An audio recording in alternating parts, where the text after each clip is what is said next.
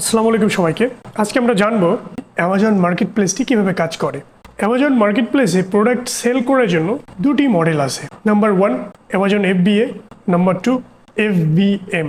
FBA মানে হচ্ছে fulfilment by Amazon এবং FBM মানে হচ্ছে ফুলফিলমেন্ট বাই মার্চেন্ট। আমি একটু ক্লিয়ার করে বলি, একটা উদাহরণ দিয়ে বলি, তাহলে আপনাদের এটি বুঝতে সুবিধা হবে। ধরুন আপনি একটি প্রোডাক্ট বিক্রি করবেন, যে প্রোডাক্টটি একটি পানির বোতল। তো সেটি আপনি যদি অ্যামাজনে বিক্রি করতে চান, তাহলে অ্যামাজনে যে দুটি বিজনেস মডেল আছে, এই দুটি মডেলের যে কোনো একটি মডেলকে কাজে লাগিয়ে আপনাকে এখানে একটি স্টোর খুলতে হবে। তো ধরুন অ্যামাজন FBA যেটিকে বলা হচ্ছে, সেটি হচ্ছে ফুলফিলমেন্ট বাই অ্যামাজন।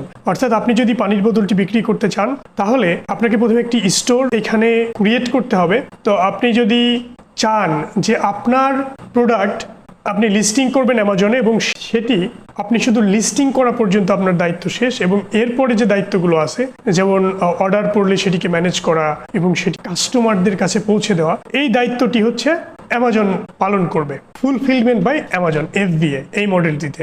আর ব্যাপারটা যদি এর উল্টো হয়, যে আপনি যদি চান যে আপনার একটি পানির বোতল আপনি তৈরি করেন, আপনার ফ্যাক্টরি আছে, অথবা আপনি থার্ড পার্টি কারো কাছ থেকে কিনে সেই পানির বোতলটি রিসেল করেন এবং সেটি আপনি চান যে আপনার অ্যামাজনে একটি স্টোর থাকবে, সেখানে কাস্টমাররা অর্ডার করবে এবং সেই অর্ডারগুলো আপনি নিজেই হ্যান্ডেল করবেন এবং ডেলিভারিগুলো আপনি নিজেই করবেন। তো সেক্ষেত্রে এই যে ফুলফিলমেন্ট বাই মার্চেন্ট, অর্থাৎ পুরো অর্ডার প্রসেস আপনাকেই ফুলফিল করতে হবে, আপনাকেই ম্যানেজ করতে হবে। তো আমরা জানলাম যে অ্যামাজনে দুটো মডেলে আসলে প্রোডাক্ট বিক্রি করা হয়, একটা হচ্ছে FBA আর একটা হচ্ছে FBM। FBA-তে পুরো রেসপন্সিবিলিটি অ্যামাজনের প্রোডাক্ট লিস্টিং করার পরে, আর FBM-এ প্রোডাক্ট লিস্টিং করার পরে পুরো রেসপন্সিবিলিটি আপনার।